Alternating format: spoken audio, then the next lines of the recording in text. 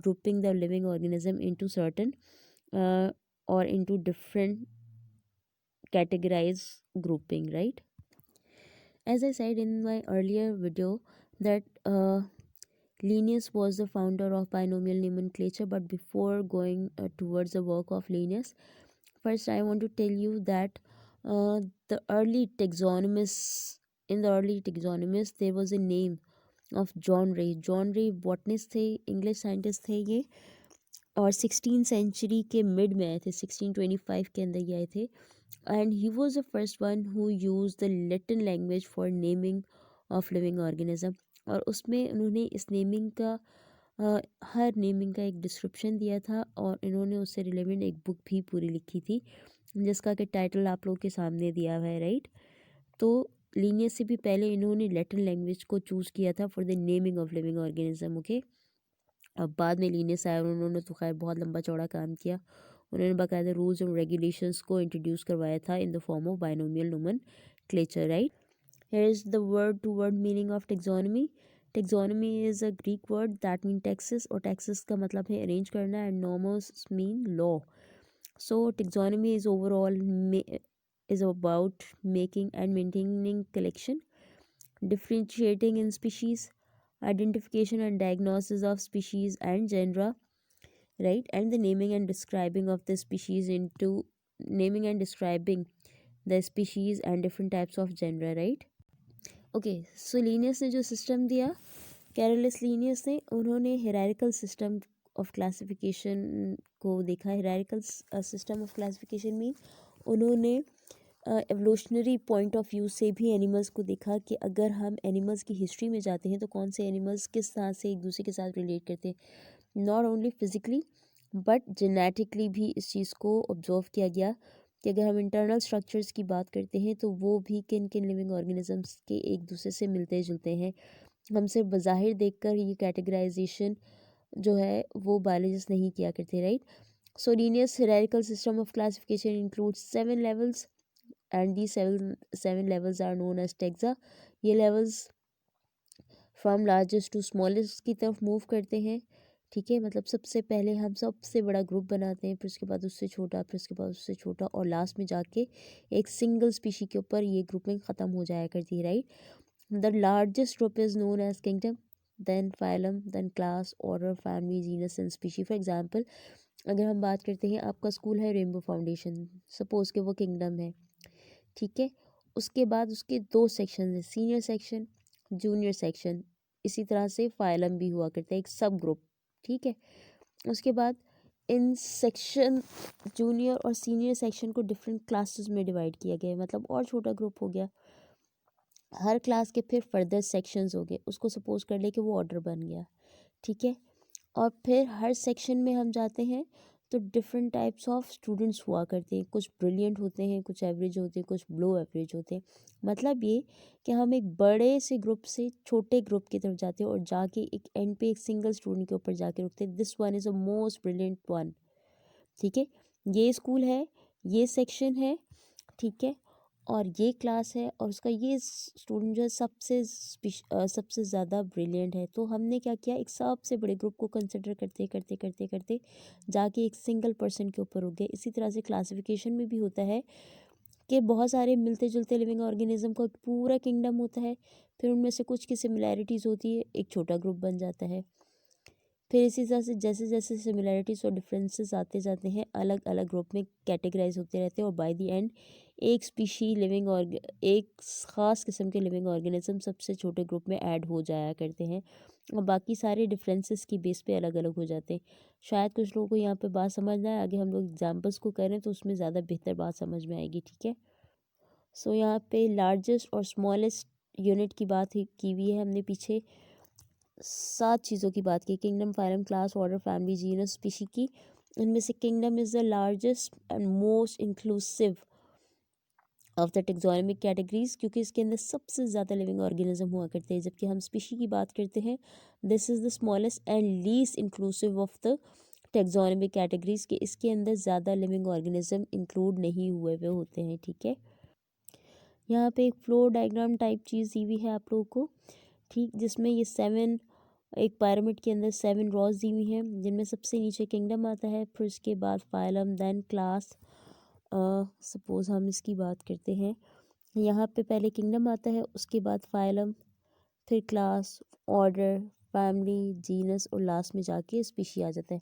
सबसे पहले जनरल बात होती है, उसके बाद जैसे जैसे सिमिलैरिटीज़ और डिफरेंसेस आते जाते हैं तो क्लासिफिकेशन ज़्यादा स्पेसिफिक होती जाती है और बाय द एंड आके मोस्ट स्पेसिफिक यूनिट के ऊपर ख़त्म हो जाया करती है। ठीक है,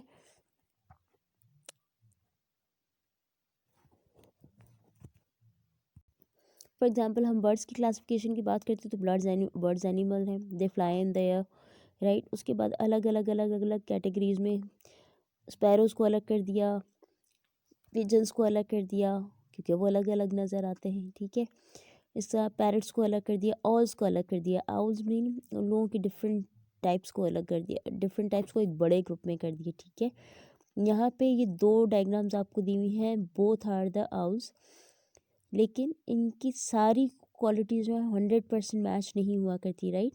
सो the more taxonomic level that two organism share, the more closely related they are considered to be. कि किसी भी दो टेक्सोनोमिक लेवल के अंदर मौजूद जो लिविंग ऑर्गेनिज्म है, उनके अंदर जितनी ज़्यादा कैरेक्टरिस्टिक्स मिलती जुलती हैं उनको एक साथ रखेंगे। अलग अलग कैरेक्टरिस्टिक्स तो अलग अलग ग्रुप्स में रखते हैं। फॉर एग्जांपल बर्ड्स की बात करती है तो एक लार्ज ग्रुप हो जाता है। ठीक है, लेकिन सारे बर्ड्स एक जैसे नहीं होते। स्पैरोज छोटी हुआ करती है, उनकी कुछ अपनी हैबिटेट्स होती हैं, कुछ उनकी अलग क्वालिटीज़ हुआ करती है, कुछ उनकी अलग शेप हुआ करती है, उनको अलग कर दिया। ठीक है, no doubt they are the birds, लेकिन उनको अलग कर दिया। इसी तरह से पैरट्स की बात करते हैं तो पैरट की बीक से मिलते हुए, पैरट की शेप से मिलते हुए जितने भी बर्ड्स हैं उनको अलग कैटेगरी में कर दिया। पिजन्स के से मिलते जुलते जितने लिविंग ऑर्गेनिज्म हैं उनको अलग कैटेगराइज कर दिया। ठीक है, तो इस तरह से जैसे जैसे हम क्लासिफिकेशन के अंदर आगे बढ़ते जाते हैं हम ज़्यादा स्पेसिफिक होते जाते हैं। ठीक है, यहाँ पे एक और चीज़ बात हुई है, मैनी ऑर्गेनिज्म में have several different common names.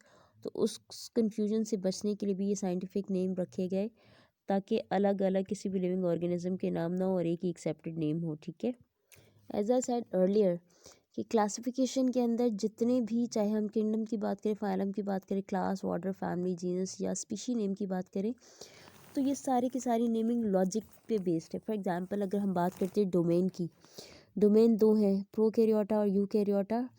यूकैरियंस और प्रोकैरियंस क्या हैं? प्रोकैरियंस वो लिविंग ऑर्गेनिज्म जिनमें प्रोमिनेंट न्यूक्लियस नहीं हुआ करता या न्यूक्लियर मटेरियल जो है वो न्यूक्लियर मेम्ब्रेन के अंदर इनक्लोज नहीं हुआ करता है। जबकि यूकैरियंस की बात करते हैं तो ये वो सेल्स हैं जिनके अंदर एक प्रोमिनेंट न्यूक्लियस हुआ करता है और न्यूक्लियर मटेरियल यानी क्रोमोसोम जो है वो एक मेम्ब्रेन के अंदर बाउंड हुआ करते हैं। तो जितने भी लिविंग ऑर्गेनिज्म इस वक्त तक डिस्कवर हुए वो इस दो टाइप के सेल्स वाले होते हैं, या तो उनके अंदर प्रोमिनेंट न्यूक्लियस होता है या नहीं होता। अगर प्रोमिनेंट न्यूक्लियस है तो यूकैरियंस, अगर प्रोमिनेंट न्यूक्लियस नहीं है तो ऐसे सेल वाले लिविंग ऑर्गेनिजम्स को प्रोकैरियंस कहा जाता है। ठीक है, pro mean initial, karyon mean nucleus. ठीक है, प्रोकैरियन मीन इनिशियल टाइप का सेल या इनिशियल टाइप का न्यूक्लियस लिए हुए जो भी लिविंग ऑर्गेनिज्म है जिनमें प्रोमिनेंट न्यूक्लियर मेम्ब्रेन मौजूद नहीं है वो सारे के सारे प्रोकैरियंस हैं। Eu mean advance, karyon mean nucleus. Karyon again Latin word है। ठीक है, ग्रीक या लैटिन दोनों में से कोई एक डेरिवेशन है इसका। ठीक है, तो यूकैरियंस ये वो लिविंग ऑर्गेनिजम्स हैं जिनके सेल के अंदर एक बाकायदा प्रोमिनेंट न्यूक्लियस हुआ करता है और इनमें जो क्रोमोसोम्स होते हैं वो न्यूक्लियर मेम्ब्रेन के अंदर इनक्लोज हुआ करते हैं। ठीक है, सो मेन डोमेन के सेल्स न्यूक्लियस के अंदर, न्यूक्लियस वाला सेल है ये बगैर प्रोमिनेंट न्यूक्लियस वाला सेल है, राइट। इसी तरह से किंगडम एनिमलिया की बात करते हैं, जहाँ पे भी एनिमलिया की बात आएगी इसका मतलब हम ऐसे लिविंग ऑर्गेनिज्म की बात कर रहे हैं जो कि मल्टी सेलुलर है, मोटाइल है यानी मूव करने की कैपेबिलिटी रखते हैं, प्लस उनमें जो मोड ऑफ न्यूट्रिशन है, खाना खाने की जो मोड है वो ये है, वो इंजेस्ट किया करते, खाने को खाया करते हैं, राइट। द से next categorisation is Chordata.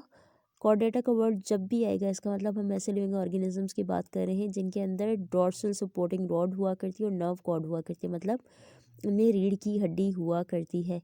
When we talk about class mammalia, that mean we are talking about the organism that have that has hairs on their body and that has memory glands to produce milk. ये milk producing animals की बात हो रही है, जिसमें human beings है, जिसमें cause है, शिप्स है, कैमल्स है, राइट, और इनमें वेल भी इंक्लूडेड है, राइट। इसी तरह ऑर्डर की बात करते हैं हम, इंसानों का ऑर्डर प्राइमेट्स है, ठीक है। ऑर्डर प्राइमेट की जब हम बात करते हैं, इसका मतलब हम ऐसे जानवरों की बात करते हैं जो कि दरख्तों पे चढ़ना जानते थे। जबकि फैमिली, अगर हम इंसानों की बात करते हैं तो हमारी फैमिली होमोनिडी है। Hominidae mean we are adapted to walk erect, हम में ये अडेप्टेशंस हैं, हम में ये चेंजेस हैं कि हम सीधा चल सकते हैं, right. Our genus is Homo, that means we have large brain and we have the ability to use tools to achieve different activities, right. Our species is sapiens, that means body proportion of modern human beings. Sapiens mean हम सबसे ज़्यादा modern body posture, body textures लिए हुए हैं, right. Here is a classification of human and corn, मकई के पौधे की और इंसानों की क्लासिफिकेशन दी हुई है। अगर हम डोमेन की बात करते हैं तो इंसानों और जो कॉर्न प्लांट है, दोनों के जो सेल्स होते हैं वो यूकैरियोटिक टाइप हुआ करते हैं, मतलब इन दोनों के सेल्स के अंदर प्रोमिनेंट न्यूक्लियस मौजूद है, राइट।